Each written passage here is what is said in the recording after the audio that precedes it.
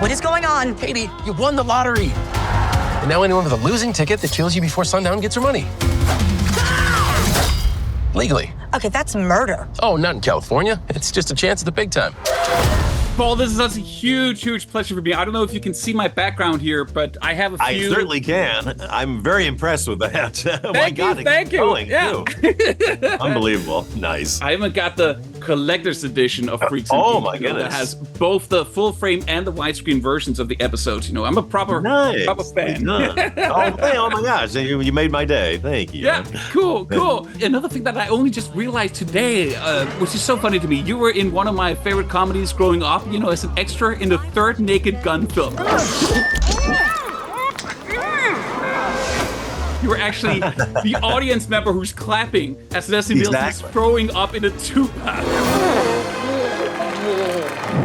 Exactly. Which is actually etched onto my mind. Like, how did that come about back in the day? That was my friend Pete Siegel directed that movie, and I've known Pete forever. And they were in editing, and they realized they were missing reaction shots from the audience. And so he called me up, and a friend of mine, Joel Madison, who's sitting next to me, another great comedy writer, he was like, "Would you guys just come in and like react to stuff?" So yeah, we just went in, and they had some extras around us, and we just said, "Okay, now put your head in your hands. Okay, now roll your eyes." And yeah, there I am.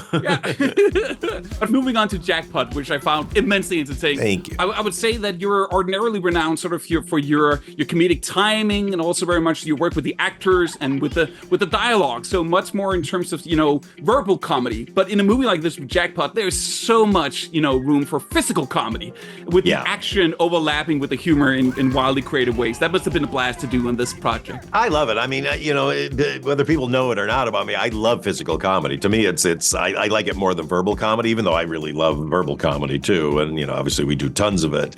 But if you can get that you know, that synchronicity between physical and verbal and have a great story you can hang it on, that to me is like what I've always wanted to do. Pass me the helmet, please.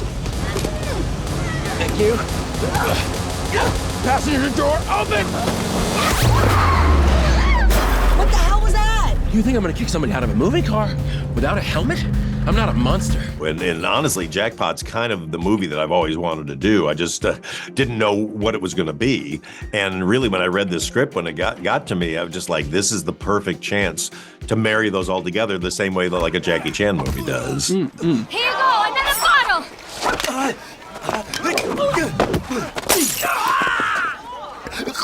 I just mentioned, of course, a movie from the early 90s. Another movie from the early 90s that you harken back to in this film, which I was very surprised by, was the first Teenage Mutant Ninja Turtles movies from 1990. But, you know, I know this is a very specific question, but I love that end credit song, you know, Turtle Power.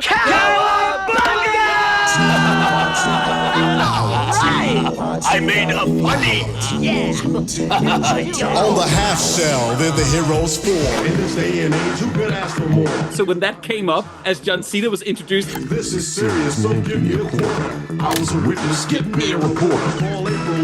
you know, I gotta ask, what was like the genesis of that and making him a huge Turtles fan? Cowabunga. Turtle? I know. Well, that was Rob Yescom's script. It definitely had all these references to Teenage Mutant Ninja Turtles. And we just found it so funny that then I started adding on to that more. And then for that scene when he was trapped in the chair. It's turtle time on the half shell. I'm just going like, it feels like he's got a shell on his back. So he might as well just, let's have him go on a turtle power rampage. So we got to put the Partners in Crime song in there. So, you know, come on. What's better than that?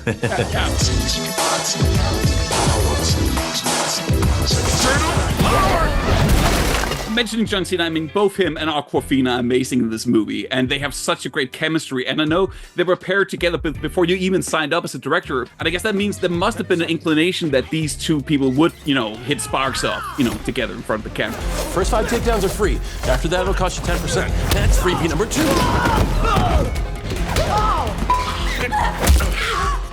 That's freebie number 3. You are really burning through them. Yeah, but you never know because, I mean, anytime somebody hasn't paired with somebody else, you're like, I hope it works.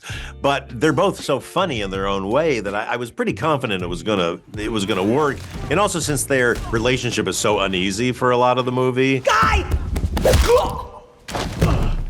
Okay, you know what? He was attacking me, so I'm not going to charge you for that. It felt like it could all just kind of come together. And, I've known Nora Awkwafina for a while now. We've been trying to work together. And John, I've just been a fan of. So it was really, I couldn't believe that this script was so much fun and they were both attached to it. So I could not say yes fast enough to this movie. And also, of course, you mentioned the script. I mean, there's so many great lines of dialogue as well. Man, you can't just steal people's panic rooms, dude. What are you, Jodie Foster? One of the things I really appreciated is, I'm sorry I have to use a bit of profanity here, but there's a lot of delicious profanity in the film as well. Like great lines like, try keeping up with the Kardashians. Exactly. Well, try keeping up with this Kardashian. Who wants some head? With you being such an experienced comedic director, I assume there's been a couple of projects where you've had to rein in the comedic sensibilities a little bit to get that PG-13 rating. So there must be a great sense of liberty to be able to just say what you want, both for you as a filmmaker, but also just for the actors. Oh yeah, there's nothing I love more than R-rated comedy. It's just, it's the only way to be honest with comedy. With PG-13, you're always pulling your punches. You're always having to hold back. And unless you're making a movie like, Napoleon Dynamite, where they kind of use the fact that they don't swear as part of the comedy. What are you gonna do today, Napoleon? Whatever I feel like I want to do. Gosh, idiot. Jeez. That's really funny to me too, but that's like, it's hard baked into it. But if you're doing a movie about bad guys and nobody's swearing. What the ladies? Hey, when the did this become a thing? Would you squeeze her shut and hold it in like a man? And nobody's swearing, it doesn't feel real to me. And then also I just find people who can swear are very funny to me. But some people can't swear. Some people can't drop an F-bomb in a good way. It sounds like you're like, ugh. But if they can, it's like poetry. What the are you doing in here? Well, that's quite a tone change, isn't it? What are you doing in here? You are completely compromising me right now. I'm compromising you. Hilarious. How the did this find out our name? This isn't playtime. Where'd you get a suit? Made it, didn't I? A lot of the violence, a lot of the action in this film is very humorous, but I still gotta say, moving on to like a slightly more serious tone. I mean, what do you think it says about contemporary America that, for me watching this film, across the pond, all the way from Europe, it doesn't feel that far-fetched to me to imagine the United States like 6 years in the future where people would actually like kill for a major, jackpot. Right. Yeah, I mean, it's funny here in the U.S. people watch it and they go like, that feels like that could happen. So everybody is in that mood right now. What I take away from it is a little slightly less cynical, just because versus The Purge, which I love those movies, but like The Purge, that is a real dystopian future where the government says, everybody has to be involved. You can't opt out of The Purge. At the siren, all crime, including murder, will be legal for 12 hours. There's a lot of good people out there who we're gonna have to protect. All emergency services will be suspended. We gotta be prepared for anything. Katie Kim is our new Jackpot winner. You buy a ticket to be in it. So, if you don't believe in it, you don't do it. And I kind of like that about it. So, Katie's surrounded by all the people who are trying to win money. But you'll notice every time something about to happen, there's some people that run away. Excuse me. Because they don't have tickets, so they just want to get out of there and not be a witness to this thing. So I think it's a more nuanced take on sort of how desperate people can be and get, but then how some people, even in desperation, will still do the right thing and opt out. Moving a bit away from Jackpot, but just looking at comedy as a whole. Like I said, I think Bridesmaids, I think I had it like on it's on my top 5 comedies of all time. I love that film. I love Spy as well. I love so much of your stuff. And I'm still almost shocked to this day that it was only, it was Academy Award nominated for Melissa McCarthy and also for the script, but not Best Picture. And I have this feeling myself that comedies in general still don't get enough attention and love and respect for what they do, in terms of huge award shows. And it seems like there's this bias where it's almost looked more favorably upon to get people to cry than to laugh, even though it seems like that's a more difficult discipline from talking to filmmakers in the past. Do you think that there is still, it doesn't get the recognition, the respect that it deserves as a genre? Well, I mean, look, you're a man after my own heart with those statements because no, in some ways we feel very underappreciated as comedy filmmakers, but at the same time, people look at comedy and go like, well, that's easy because you show up and you're funny, and you don't realize how hard we have to work to make it look easy.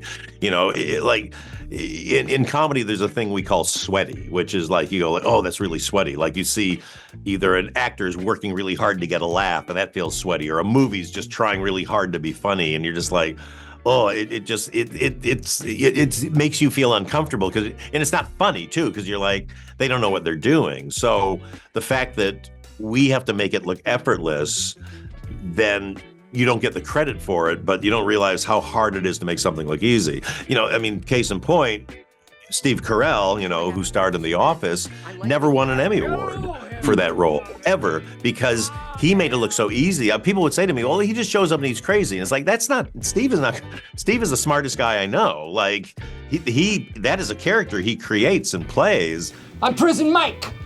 You know why they call me Prison Mike? Do you really expect us to believe you're somebody else? Do you really expect me to not push you up against the wall, But he did it so well that people didn't give him credit for it. And it's you know, I hope that someday we will get the credit for it. But, you know, as long as we entertain audiences and like yourself, you know, people like yourself watch our movies over and over again, that's better than any award. Yeah. Speaking of The Office, again, you made so many of my favorite episodes, like Dinner Party. I mean, that's like one of the highlights of comedic television in my eyes. Babe, Exactly. I thought you said that you were going to tidy things up. Well, Shame on you. I have to prep for my final question, so I have to ask again because, of course, I mentioned these movies before. I'm a huge fan. I just want to know, like, percentage-wise, Paul, how big of a chance is there that we'll ever get like sequels for Spy and or Bridesmaids in the future? You know, I mean, Bridesmaids, that would be a stretch. You never know, but I don't. That's more up to Kristen Wiig, really, honestly, because that's her. You know, she wrote that.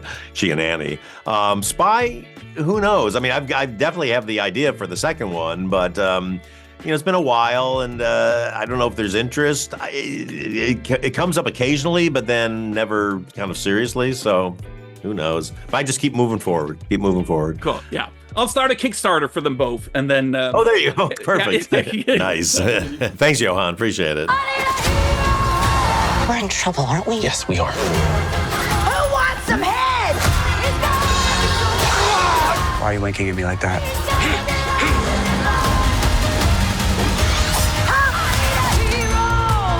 This is a prosthetics machine. If people can't recognize you, you're a lot safer. Hey, girl, hey. What? Too sexy?